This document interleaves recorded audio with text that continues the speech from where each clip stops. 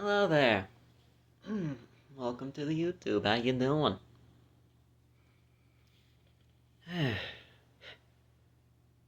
Nerves aside, I'm doing quite nicely. I'm camera shy, what can I say? So, all I can say is let Lord thy will be done, and let's get started, shall we? King James Version of the Bible. We're going to start in chapter 19, mainly because I can't remember if I stopped at chapter 19 or 20. So we're just doing 19. So, chapter 19 of Exodus, verse 1.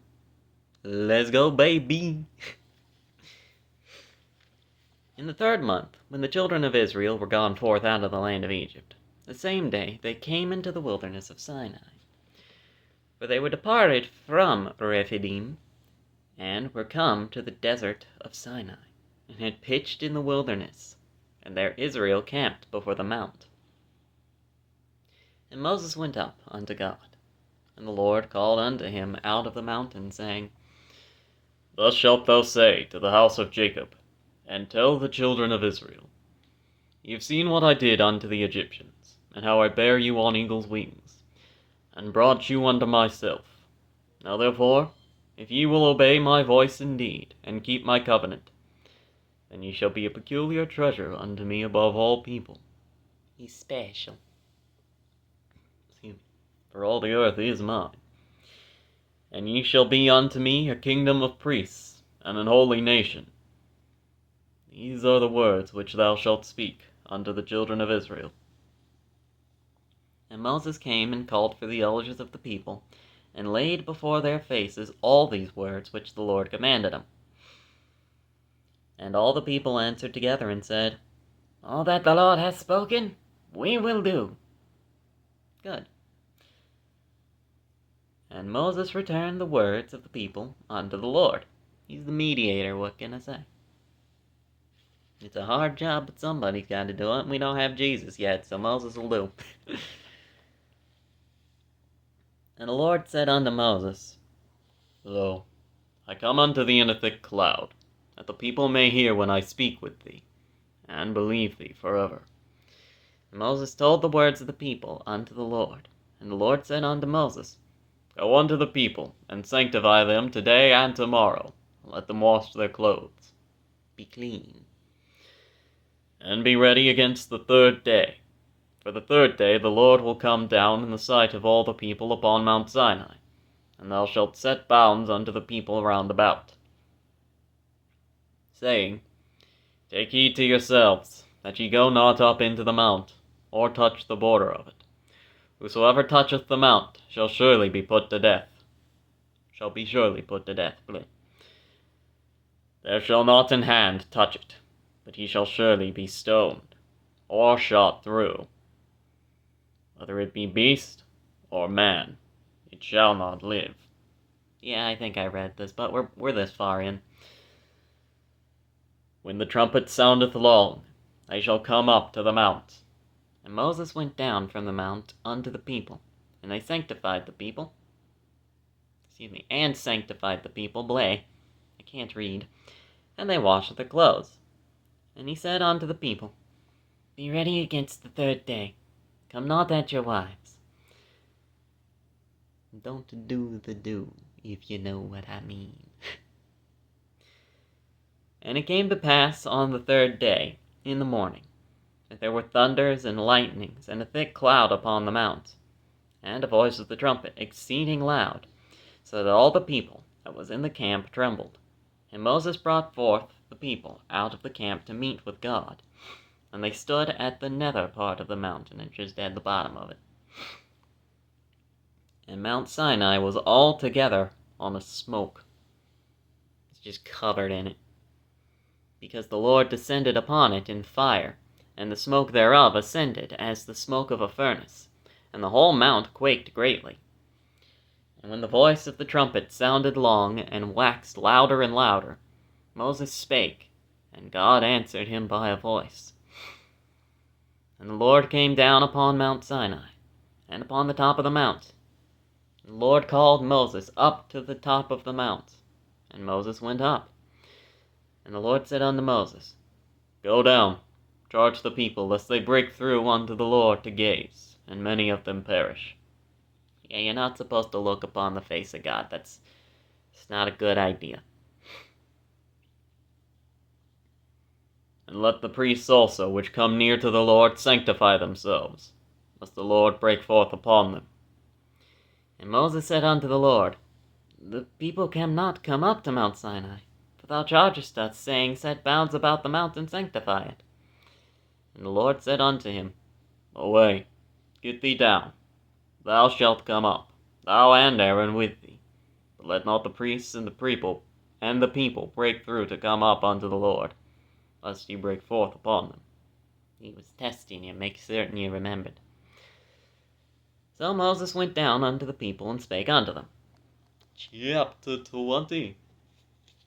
And God spake all these words, saying, I am the Lord thy God, which have brought thee out of the land of Egypt, out of the house of bondage. Oh, we getting into the Ten Commandments, boys. Let's go. Thou shalt have no other gods before me. Thou shalt not make unto thee any graven images. You know, like those statues of Zeus that people would worship, for an example. Or any likeness of anything that is in heaven above, or that is in earth beneath, or that is in the water underneath the earth. Thou shalt not bow down thyself to them, nor serve them. For I, the Lord thy God, am a jealous God. Doesn't matter what the image is, do not bow down to it, do not pray to it, do nothing along that line. Visiting the iniquities of the fathers upon the children unto the third and fourth generation of them that hate me. That's an interesting one, but I'll get back to that later. Maybe not this particular episode, but I remember something specific and I gotta find it again, so when I find it, I'll bring it back up. And shewing mercy unto thousands of them that love me, and keep my commandments. Thou shalt not take the name of the Lord thy God in vain, for the Lord will not hold him guiltless that taketh his name in vain. Remember the Sabbath day, to keep it holy. 6 days shalt thou labor, and do all thy work. But the seventh day is the Sabbath of the Lord thy God. In it thou shalt not do any work, thou, nor thy son, nor thy daughter, thy manservant, nor thy maidservant, nor thy cattle, nor thy stranger that is within thy gates. For in 6 days the Lord made heaven and earth, the sea, and all that in them is, and rested the seventh day. Wherefore the Lord blessed the Sabbath day, and hallowed it. You can't work 24/7. You need a day to just have a break. And that's the day that God chose. Honor thy father and thy mother, that thy days may be long upon the land which the Lord thy God giveth thee. Look, you may not always have the best parents, but best thing to do, even if you don't particularly like them, is to listen, because you just may learn something, you never know. They've been on the earth a lot longer than you have. It's very easy to get into the mindset of I know better. Don't do that. They're not all knowing, but they do know more. And that's a good source of information right there. That's experience and mistakes you don't need to make. They've done it for you. Thou shalt not kill. Thou shalt not commit adultery. Thou shalt not steal. Thou shalt not bear false witness against thy neighbor. No lying. No lying in this house. Only panthers. Thou shalt not covet thy neighbor's house. Thou shalt not covet thy neighbor's wife, nor his manservant, nor his maidservant, nor his ox, nor his donkey, nor anything that is thy neighbor's. No jealousy allowed, not a single bit of it. Now, an interesting fact that I'll give you, and a funny little story. I don't remember specifically when, but I want to say last year at some point, a friend of mine showed me a video. It was a philosophy professor talking about, I forget specifically what it was. I think it was like Stoicism or something. But for some reason, he ended up talking about the Bible, specifically the Ten Commandments. And he brought up an interesting argument, basically stating, we don't actually know what the Ten Commandments are. Basically stating, there's more than 10 verses in the Ten Commandments. Which ones are the ones you're supposed to listen to? Which is an interesting argument, until you remember 3 things that kinda coalesce into a real large problem. First of all, they're the Ten Commandments. They are called the Ten Commandments, quite clearly in other parts of the Bible. And there's a very clear beginning to them, and a very clear end. So somewhere in there, no matter how many verses are in there, there's 10 of them. Second, an interesting thing that the philosophy professor did is he went through each and every single verse, trying to prove his point. But he himself did admit while he was going through that yeah, these 2 verses state the exact same thing. Like, for an example, the Sabbath day. Remember the Sabbath day to keep it holy. Next verse, 6 days thou shalt labor and do all thy work. Okay. But the 7th day is the Sabbath of the Lord thy God. Seems to be the exact same thing as verse 8, don't you think? And of course, third of all, main problem, if I'll be honest, the original Torah, the original writings, did not have chapters or verses. It was just one big block of text. They were only added later for convenience, so you can actually, find something. Because it's a lot easier to say, oh yeah, it's somewhere in like the 30-second scroll somewhere. And it's a lot harder to find it when you do that, as opposed to, oh yeah, it's in chapter 20, verse 8. So that does not factor into this whatsoever, actually. So there's your fun fact for the day. And all the people saw the thunderings and the lightnings, and the noise of the trumpet, and the mount smoking. And, when the people saw it, they removed and stood afar off, in which, fair, if you see a mountain smoking, either God is there, or it's a volcano. Either way, best to stand back.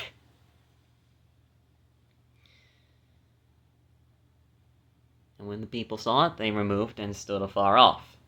And they said unto Moses, Speak thou with us, and we will hear. But let not God speak with us, lest we die. And Moses said unto the people, Fear not, for God is come to prove you. Add a little bit of a test. Excuse me. And that his fear may be before your faces, that ye sin not. That you know, despite literally every single thing that happens, you have full and utter confirmation. God is here, and he knows. Nothing gets past him. So don't you even try it. And the people stood afar off, and Moses drew near unto the thick darkness where God was. And the Lord said unto Moses, Thus shalt thou say unto the children of Israel, Ye have seen that I have talked with you from heaven. Ye shall not make with me gods of silver, neither shall ye make gods of gold unto you. Remember that will become very important. But basically he's stating, I'm God, and you're not going to carve a rock in an attempt to replace me. There's only one here, and that's me. I'm not competing with a hunk of stone. An altar of earth thou shalt make unto me, and shalt sacrifice thereon thy burnt offerings and thy peace offerings, thy sheep and thine oxen. In all places where I record my name, I will come unto thee, and I will bless thee. And if thou wilt make me an altar of stone, thou shalt not build it of hewn stone. For if thou lift up thy tool upon it, thou hast polluted it. In other words, don't carve the rock if you're gonna make an altar. I carved the stones myself over thousands of years. Use them as they are. Neither shalt thou go up by steps unto mine altar, that thy nakedness be not discovered thereon. In other words, thy sin and all that you've done. I don't want to see that, thank you. I want to see you, not all that you've done. Chapter 21. Now, these are the judgments. Oh, we're still with God speaking, hold on. It's a little hard to tell, just with the way it's written down. Now these are the judgments which thou shalt set before them. If thou buy an Hebrew servant, 6 years shall he serve. 6 years he shall serve. And in the 7th, he shall go out free, for nothing. Doesn't matter.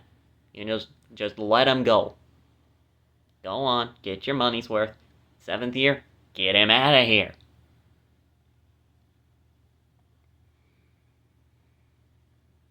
If he came in by himself, he shall go out by himself. If he were married, then his wife shall go out with him. He ain't holding her hostage. If his master have given him a wife, and she have borne him sons or daughters, the wife and her children shall be her master's, and he shall go out by himself. And if thy servant shall plainly say, I love my master, my wife, and my children, I will not go out free. And his master shall bring him unto the judges. He shall also bring him to the door, or unto the door post, and his master shall bore his ear through with an awl. Ow. Much more painful, piercing. Ow. And he shall serve him forever. And if a man sell his daughter to be a maidservant, she shall not go out as the men servants do. If she please not her master, who hath betrothed her to himself, then shall he let her be redeemed. To sell her unto a strange nation he shall have no power, seeing he hath dealt deceitfully with her. He was gonna hire her, like 100% he was. But no, if he's just not interested, he can't just like sell her to someone else or sell her to Egypt, for an example. No, he's got to let her go. That ain't your property, that's a human being right there. And if he have betrothed her unto his son, he shall deal with her after the manner of daughters. He ain't gonna treat her any differently. And if he take him another wife, her food, her raiment, and her duty of marriage shall he not diminish. She gets equal rights, equal treatment. And if he do not these 3 things unto her, then shall she go out free without money. She gets to leave whenever the frick she wants. She being mistreated? Congratulations, bye-bye, I'm out of here. He that smiteth a man so that he die shall surely be put to death. I mean, after all, God says thou shalt not murder. That is 100% just a murder. If a man lie not in wait, but God deliver him into his hand, and I will appoint thee a place whither he shall flee. In other words, for an example, let's say you're on a ladder, and you're doing something with your windowsill. You're gonna put like a nice potted plant on there. Really liven up the place. Pot slips out your hands, falls on a random passerby. Passerby's dead. Oh no. You didn't mean to do it. You weren't planning on dropping the flower pot on his head. In that case, this is the era where people are just going to actually come and try to kill you for revenge. So, God's going to set up a particular place where, you can go. Stay there until you have your trial. And then if you're acquitted, congratulations. You can go. But, if a man come presumptuously unto his neighbor, to slay him with guile, in other words, he's in his right mind and he knows precisely what he's doing, thou shalt take him from mine altar, that he may die. Ain't having none of that murder business. And he that smiteth his father and his mother shall surely be put to death. Respect your elders. But remember similarly, anyone that hurts these little ones, let a millstone be wrapped around their neck and be cast into the ocean. Thing goes both ways.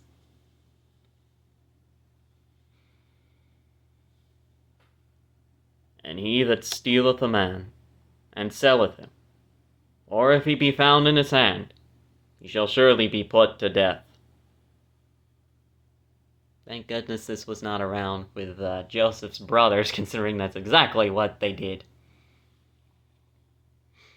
They didn't kidnap him, technically. They just pushed him into a pit. The selling him in slavery thing came later, but still did it. And he that curseth his father and his mother shall surely be put to death. As stated. Not a good thing to do. And if men strive together, and one smite another with a stone, or with his fist, and he die not, but keepeth his bed, if he rise again and walk abroad upon his staff, then shall he that smote him be quit. Only he shall pay for the loss of his time, and shall cause him to be thoroughly healed. In other words, you get into a fight with someone, and you injure them. They're not dead, they're just injured and can't exactly do much. They're bedridden for a while, like you break their leg or something. If they get up, after a while, time's passed, legs healed and all that such, no damage done, congratulations, you're not gonna be, tried for anything. But you will be required to pay for the time in the hospital, for an example.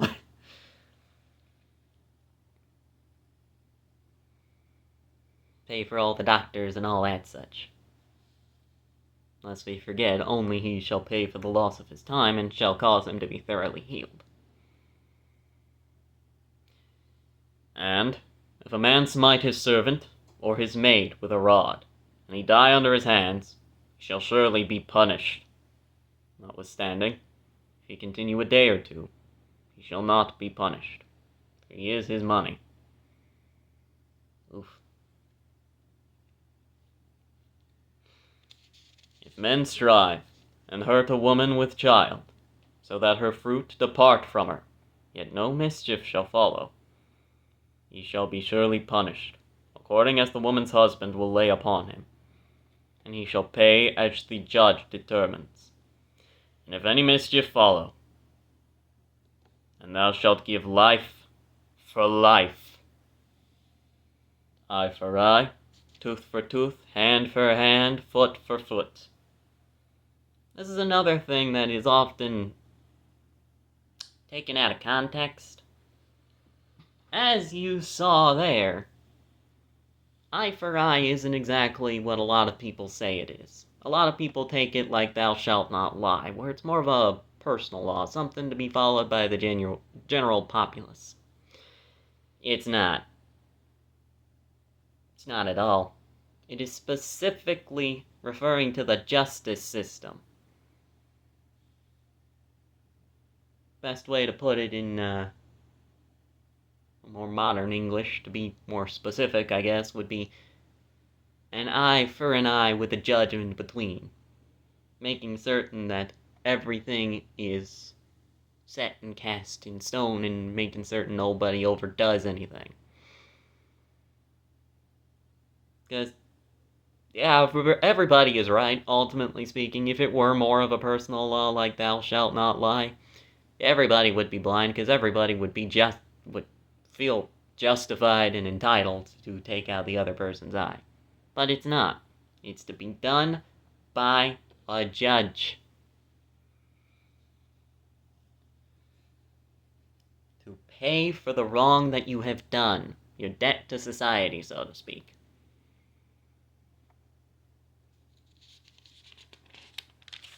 And that is it. Burning for burning, wound for wound, stripe for stripe. And if a man smite the eye of his servant, or the eye of his maid, that it perish, he shall let him go free for his eye's sake. And if he smite out his manservant's tooth, or his maidservant's tooth, he shall let him go free for his tooth's sake. Yeah, one thing that God very much would prefer, if you must have a servant, treat them right, like an actual person, please. He states it more explicitly with the do unto others as you would have them do unto you. But with all of this, and especially with the whole, if the servant shall say plainly, I love my master, my wife, and my children, I will not go free, therefore he gets to basically make a promise to that guy that he's gonna stay. It very much incentivized people to, not be a jerk to the people under them, to their hires and all that such. If an ox gore a man or a woman that they die, then the ox shall surely be stoned, and his flesh shall not be eaten. But the owner of the ox shall be quit. Wasn't his fault, his bull went on a rampage. But if the ox were wont to push with his horn in time past, has a history of violence, and it hath been testified to his owner, and he hath not kept him in, and done a thing about it, but that he hath killed a man or a woman, the ox shall be stoned, and his owner also shall be put to death. Because, you could have prevented this. This is on your hands.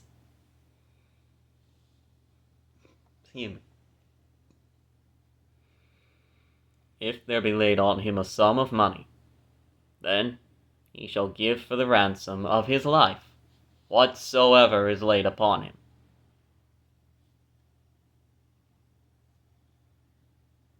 Basically, if the family of the person that was gored is just like, okay, yeah, pay us like $30,000 and congratulations, you can go. If the guy has $30,000, yeah, congratulations. You can pay him, he can go. It is what they asked for. Whether he have gored a son or have gored a daughter, does not matter. Equal rights. According to this judgment shall it be done unto him. If the ox shall push a manservant or a maidservant, he shall give unto their master 30 shekels of silver, and the ox shall be stoned. And if a man shall open a pit, Or if a man shall dig a pit, and not cover it, and an ox or a donkey fall therein, the owner of the pit shall make it good, and give the money unto the owner of them, and the dead beast shall be his.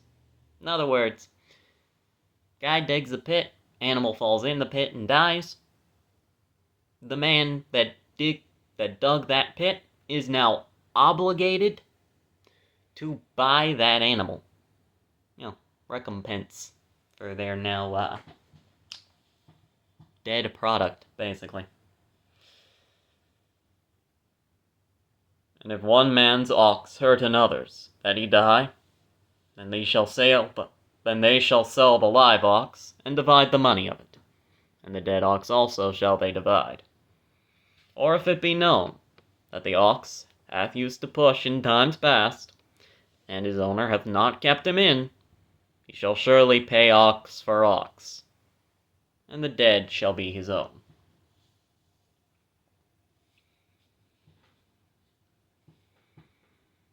Chapter 22.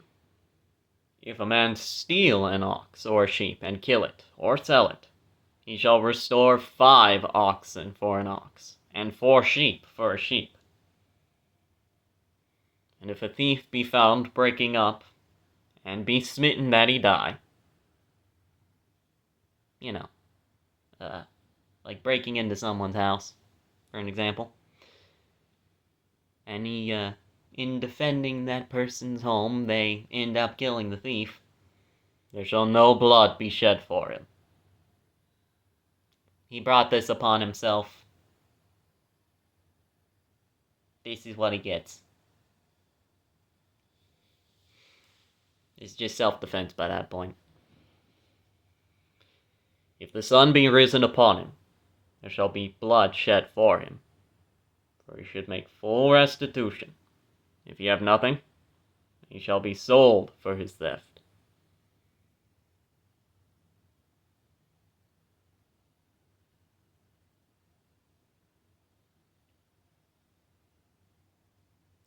Oh, never mind. No, I was just reading that wrong. Okay.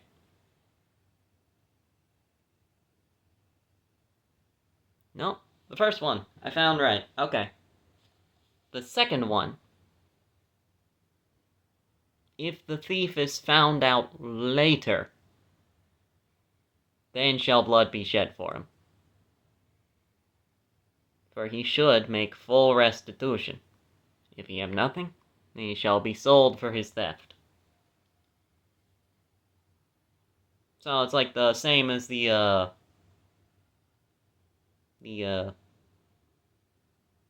other guy. Where, he can be killed. But, if you don't want to kill him, that thief, and, you want him to just, pay you or just compensate you for something, like $30,000, then do so. And if not, congratulations, bye-bye, he's going away. Off to slavery, you brought this on yourself. If the theft be certainly found, in his hand alive, whether it be ox or donkey or sheep, he shall restore double.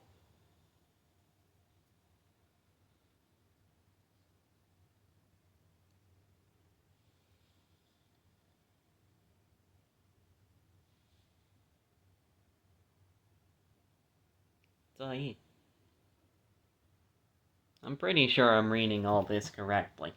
Admittedly, a little, not exactly, perfectly fluent in King Jamesian English, but, I'm doing my best. If a man shall cause a field or vineyard to be eaten, and shall put in his beast, and shall feed in another man's field, of his best of his own field, and of the best of his own vineyard shall he make restitution.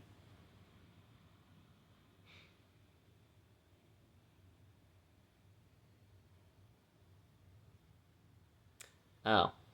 Basically, if he, ends up feeding his animals out of somebody else's vineyard, he's gotta pay him back.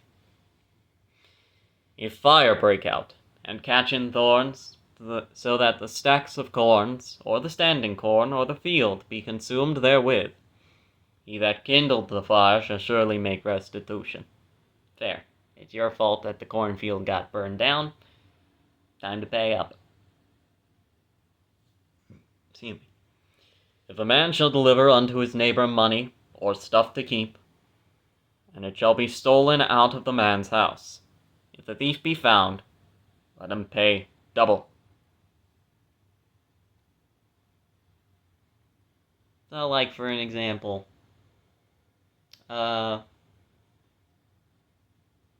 you want to keep something safe. So you give it to your friend. And all of a sudden, it's gone. Because, you got stolen out of your friend's house, in this case. If you can find the thief, he's got to pay you back two.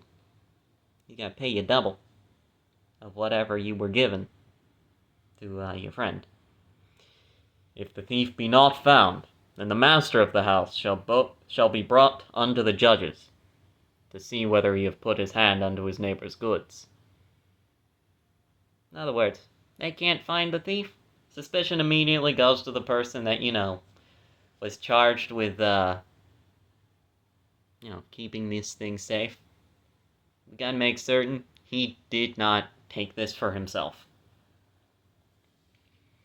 He's next in line for suspicion. For all manner of trespass, whether it be for ox, for donkey, for sheep, for raiment, in other words clothing, or for any manner of lost thing, which another challengeth to be his, the cause of both parties shall come before the judges, and whom the judges shall condemn, he shall pay double unto his neighbor. So basically, if you just get into like an argument of that thing's mine, no it's mine, no it's mine, no it's mine, and all that such, doesn't matter what it is, you're going up to the judges, and they're gonna say, well, the records show that this guy bought this, so you're paying him back. Basically. If a man deliver unto his neighbor a donkey or an ox or a sheep or any beast to keep, and it die, or be hurt, or driven away, no man seeing it, then shall an oath of the Lord be between them both, that he hath not put his hand unto his neighbor's goods, and the owner of it shall accept thereof, and he shall not make it good. It died or ran away on its own. Nobody was there, nobody could have done anything, nobody was able to stop it. And if that can be proven, congratulations, it was an accident. No harm, no foul. Water under the bridge. And if it be stolen from him, he shall make restitution unto the owner thereof. He was charged to keep it, and he did not. Not very well, very clearly. If it be torn in pieces, then let him bring it for a witness, and he shall not make good on that which was torn. So, like, for an example, wolves came in and killed your chicken, basically. Again, pardon the pun, no harm, no foul. And if a man borrow aught of his neighbor, and it be hurt or die, the owner thereof being not with it, he shall surely make it good. The actual owner, just, wasn't there, making certain it was okay. It was just on you. Congratulations. You're gonna, recompense. You're gonna have to recompense the owner. But if the owner thereof be with it, he shall not make it good. If it be an hired thing, it came for his hire. Now, like, for example, the owner of the particular ox that he gave you, he's still here chatting you up. And, for one reason or another, the ox is dead. The owner was there. Could have done something about it. He didn't. So, water under the bridge once again. And especially if it was, the thing that wasn't borrowed, but more for hire. Congratulations, the recompense is the fact that you gave them money for this thing. And if a man entice a maid that is not betrothed and lie with her, he shall surely endow her to be his wife. We ain't having a one-night stand here. You ain't just gonna use her like an old tissue paper. You're gonna be in this for the long haul. If her father utterly refused to give her unto him, I don't like you. I don't like you. I don't like what you've done to my daughter. I don't like your family. I don't like your face. I'm not giving her unto you. You shall pay money according to the dowry of virgins. Thou shalt not suffer a witch to live. Ain't happening. Whosoever lieth with a beast shall surely be put to death. I don't know why you would do that. That is disgusting. He that sacrificeth unto any god, save unto the Lord only, he shall be utterly destroyed. Can't be in Israel and do that. It's not gonna go well. Thou shalt neither vex a stranger, nor oppress him, for you were strangers in the land of Egypt. This is something very interesting, actually, to me. Because in a lot of ye olden government systems, ye olden law books, never really said anything like this, like, at all. But basically what this is stating is that I don't care if they came from a foreign land, they got the same rights in this land as you do. Because you were strangers yourself in the land of Egypt. You should know, it's a hard time sometimes. They're gonna be under the same laws. And they're gonna be treated as equals, no more and no less. Most of the time, barring a few exceptions, I'm sure, that was not the case in the ancient world. Most of the time, unless you were a noble or a merchant, or just a very rich guy, most likely, if you were not born, let's say, in the land of Greece, congratulations, the Grecian would be probably the most likely one to win whatever court case you're talking about here.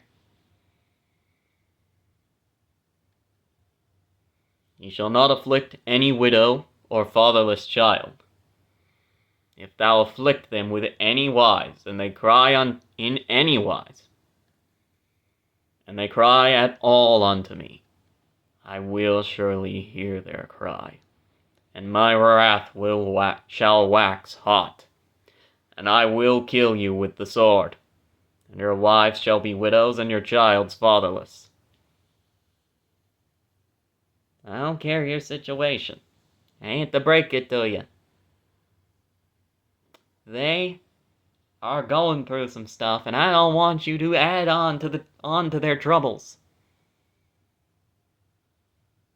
So do not do this. If thou lend money to any of my people that is poor by thee, thou shalt not be unto him an usurer. Thou shalt not lay upon him usury. For an example, you're not going to add to the debt.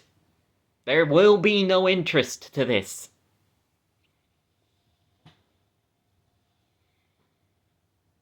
You ain't gonna be no tax collector, alright? Not happening. If thou at all take thy neighbour's raiment to pledge,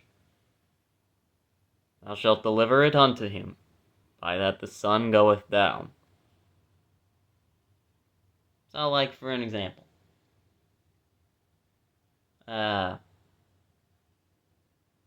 you make a deal. What's your proof of this deal going down?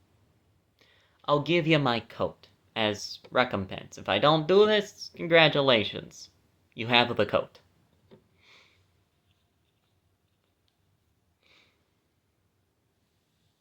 But we're also talking about the poor here.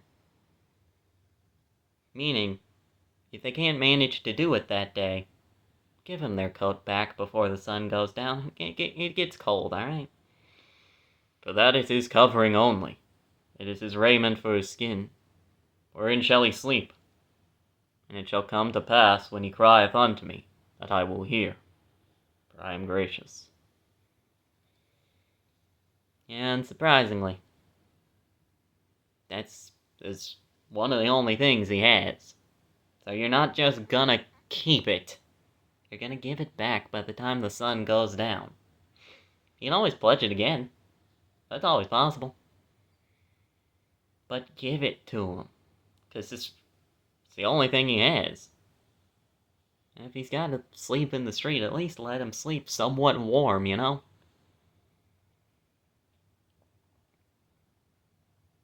Thou shalt not revile the gods, nor curse the ruler of thy people. Doesn't matter. Don't do it. I don't care if you don't like them. Don't do it.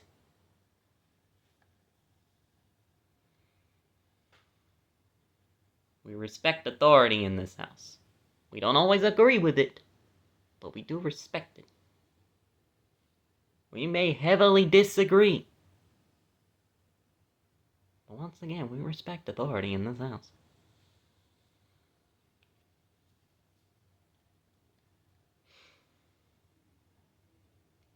Thou shalt not delay to offer the first of thy ripe fruits of thy liquors. The firstborn of thy sons shalt thou give unto me. Likewise shalt thou do with thine oxen and with thy sheep. 7 days it shall be with his mother, and on the 8th day thou shalt give it to me.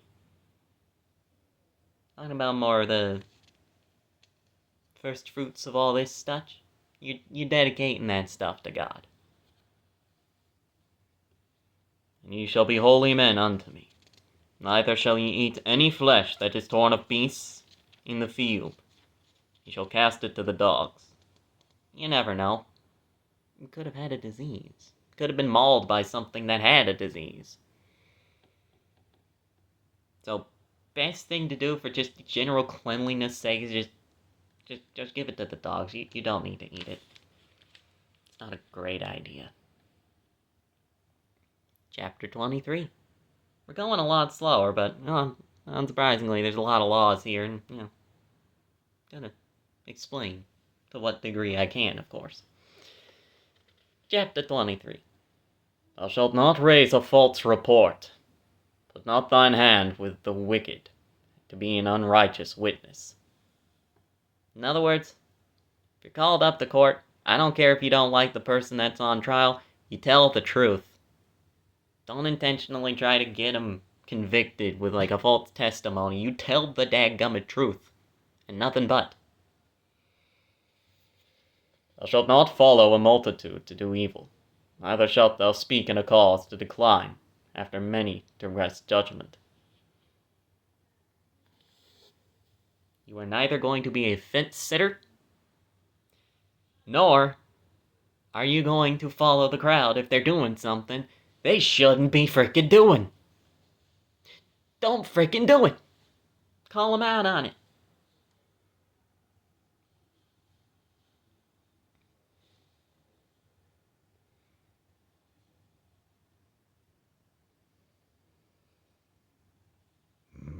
Hear me. Neither shalt thou countenance a poor man to his cause. I'm not 100% certain what that one means.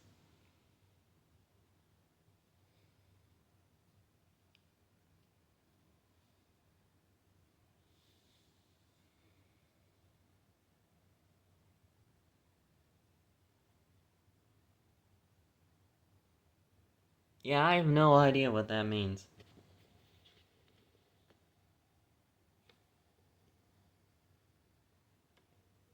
If you happen to know, let me know. I'm not certain neither shalt thou countenance a poor man in his cause.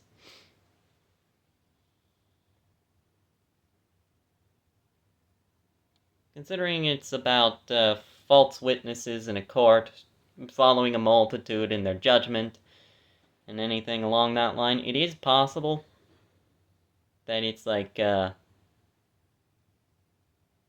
having pity on a guy because he's poor, or something like that.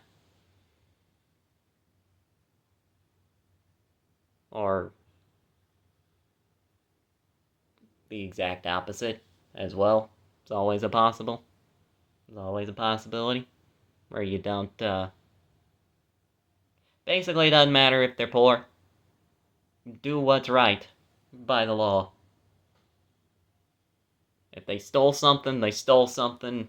If they're innocent, they're innocent. I don't care if you don't like them. I don't care if they're poor and you feel bad for them. Just, they broke the law.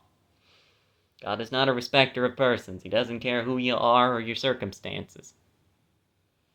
He cares about you. Don't get me wrong. But if you broke the law, you broke the law. Justice is blind and all that such. If thou meet thine enemy's ox or his donkey going astray, thou shalt surely bring it back to him again. You're out in the field doing your thing, and you see a donkey out there, and that donkey happens to have a brand of a guy in town you happen to know. And he is way across the other side of town. Just take the time out of your day, get that donkey, and get it back home. It'd just be a nice thing to do.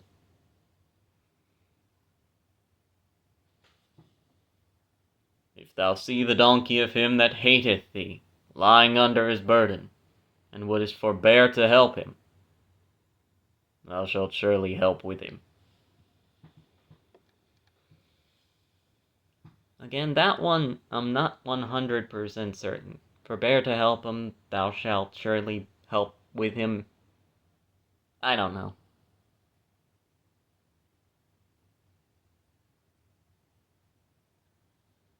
It could just be, I don't care if you don't like him. He's got a problem, go help him. But I'm not 100% certain. Thou shalt not rest the judgment of thy poor in his cause.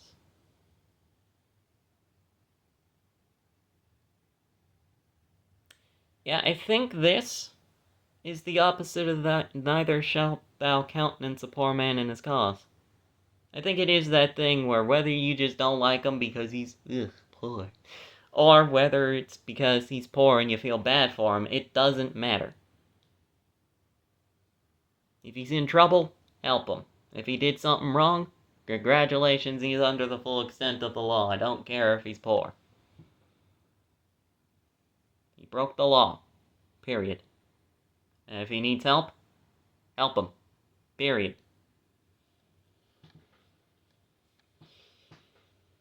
Keep thee far from a false matter, and the innocent and righteous slay thou not, for I will not justify the wicked. If you know very well, this is just absolute nonsense, complete and utter lie, just don't mess with it.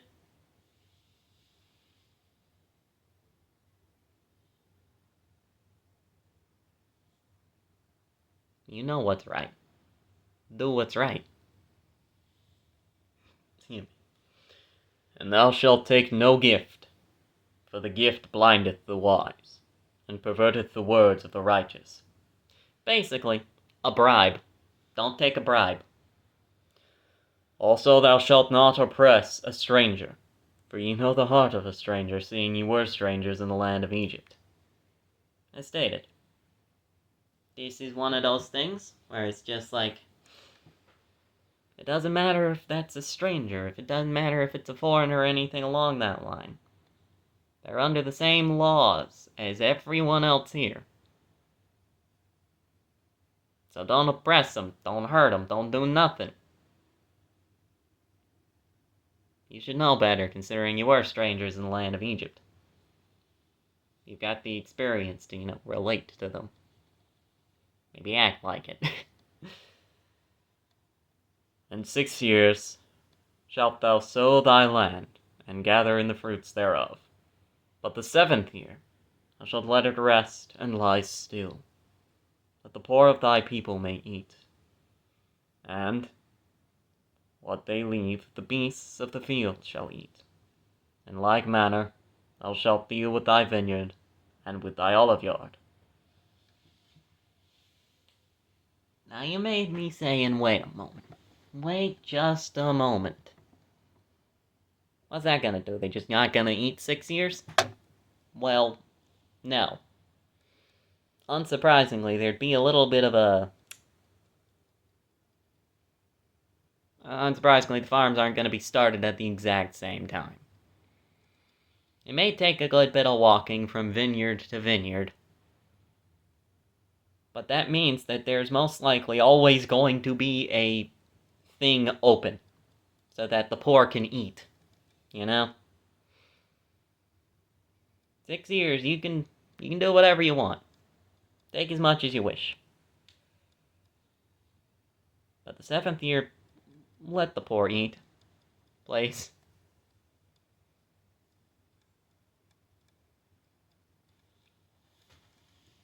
And with that, every single one of them's every single year, there's gonna be one at least. Probably multiple, that's completely free. That way the poor can have their meal.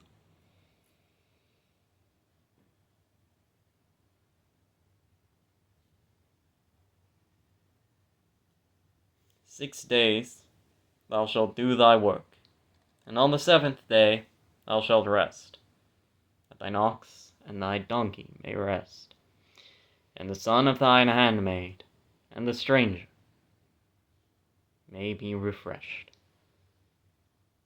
Doesn't matter who it is. Everybody deserves a break. Stated, you can't work 24/7. Relax. "And in all things that I have said unto you, be circumspect, and make no mention of the name of other gods, lest it be heard out of thy, neither let it be heard out of thy mouth." Like, ultimately speaking, it's just not something you should do.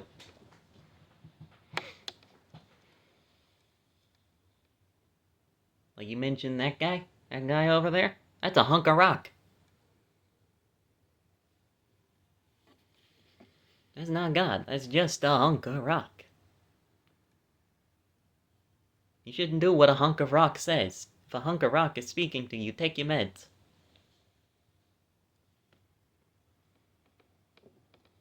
"3 times thou shalt keep a feast unto me in the year. Thou shalt keep the feast of unleavened bread." Unleavened bread is just bread without the yeast in it. It's very flat, very crunchy. Kind of like a cracker. "Thou shalt eat unleavened bread 7 days, as I command thee, in the time appointed in the month Abib. For in it thou camest out from Egypt, and none shall appear before me empty. And the feast of harvest, the first fruits of thy labor, which thou hast sown in the field, and the feast of ingathering, which is in the end of the year, when thou hast gathered in thy labors out of the field. 3 times in the year, all thy males shall appear before the Lord. Thou shalt not offer the blood of my sacrifice with leavened bread, neither shall the fat of my sacrifice remain until morning. The first of the firstfruits of thy land thou shalt bring into the house of the Lord thy God. Thou shalt not see the kid in his mother's milk. It's disgusting. That's gross. It's just wrong. Behold, I send an angel before thee, to keep thee in the way, and to bring thee into the place which I have prepared. Beware of him, and obey his voice. Provoke him not, for he will not pardon your transgressions, for my name is in him. He knows what you're doing, and I'm making certain of it, so you might want to behave. But if thou shalt indeed obey his voice, and do all that I speak, then I will be an enemy unto thine enemies, and an adversary unto thine adversaries. For mine angel shall go before thee, and bring thee unto the Amorites, and the Hittites, and the Perizzites, and the Canaanites, and the Hivites, and the Jebusites, and I will cut them off. Thou shalt not bow down to their gods, nor serve them, nor do after their works, but thou shalt utterly overthrow them, and quite break down their images. And ye shall serve the Lord your God, and he shall bless thy bread and thy water. And I will take sickness away from the midst of thee, and there shall nothing cast their young, nor be barren in thy land. The number of thy days I will fulfill. In other words, it's going to be pretty good. Not going to be any major diseases, not going to be anything bad happening. Something gets pregnant, congratulations, it's a guarantee that's going to be a baby. They're not going to have a miscarriage. And you're going to live a long, nice, happy life. I will send my fear before thee, and will destroy all the people to whom thou shalt come. And I will make thine enemies turn their backs unto thee. And I will send hornets before thee. Shaw, as they say. Higale, as some others say. To those who know. Which shall drive out the Hivites, the Canaanite, and the Hittite from before thee. I will not drive them out from before thee in 1 year, lest the land become desolate, and the beasts of the field multiply against thee. By little and little I will drive them out from before thee, until thou be increased and inherit the land. I will set thy bounds from the Red Sea, even unto the sea of the Philistines, and from the deserts unto the river. For I will deliver the inhabitants of the land into your hand, and thou shalt drive them out before thee. Thou shalt make no covenant with them, nor with their gods. They shall not dwell in thy land, lest they make thee sin against me. For if thou serve their gods, it will surely be a snare unto thee. You gonna do things, and I ain't gonna like it. Because they got some wacky rules, including a lot of sacrifices. One of the things that God very specifically names as the reason these people are being driven out of the land is because they sacrificed their children. They burned them alive. Yeah. And, as you see, when Israel does, in fact, decide to serve their gods, yeah, they start doing the same thing. But that's for a different time. In the meantime, we're done. Thank you for watching. God bless, and bye.